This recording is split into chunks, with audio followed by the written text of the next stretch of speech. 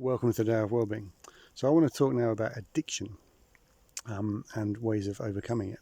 So the most obvious one that springs to mind for me is having been a nicotine addict at various stages in my life.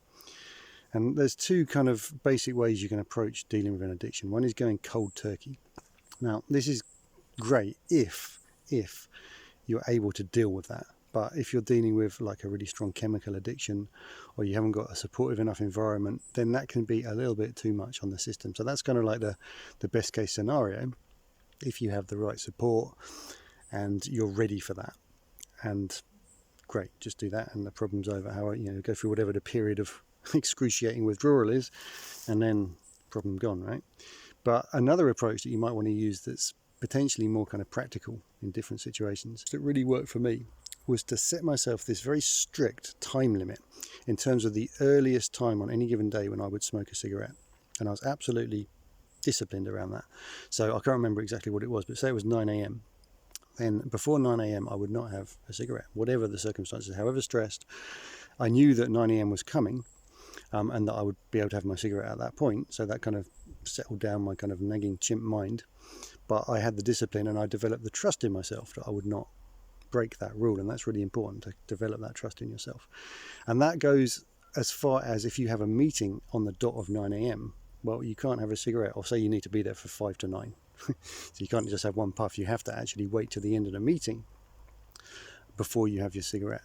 So your monkey mind is kind of, placated, knowing that you are going to have that cigarette eventually. But you also have this other part that wants to be kind of in control of the show, which is the part that has the discipline to say, no, I'm not going to do it. I've told myself this is my boundary, and I'm not going to cross that boundary. And once you have some success with that, maybe 9 a.m, move it to 12 a.m, 12 noon. That's quite a good one. It means the whole morning you've given yourself this period of withdrawal, and you've got used to what it's like to actually get through those hours without having a cigarette. Okay, and once you've developed some trust and some familiarity with that kind of lifestyle of like, oh, I'm spending hours of the day and I'm not putting a cigarette in my mouth, and it's like the world hasn't collapsed. That's interesting. Your kind of subconscious notices that.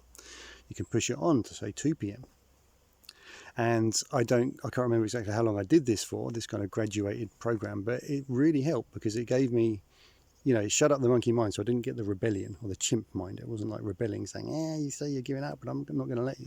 And our chimp minds are quite powerful. We want to kind of keep them well trained, or, on our side. So yeah, you tell the chimp, you're going to have your cigarette, but you're not going to have it yet. And then, like I say, what takes over then is that familiarity with a life without needing to put a cigarette in your mouth and light it and smoke it.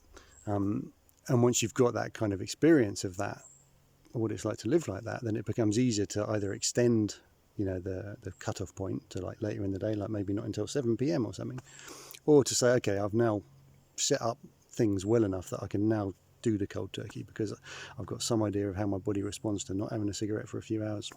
I've kind of learned to trust myself, and you're probably in a better position then to actually try just calling it a day, just giving up. So 2 approaches to addiction.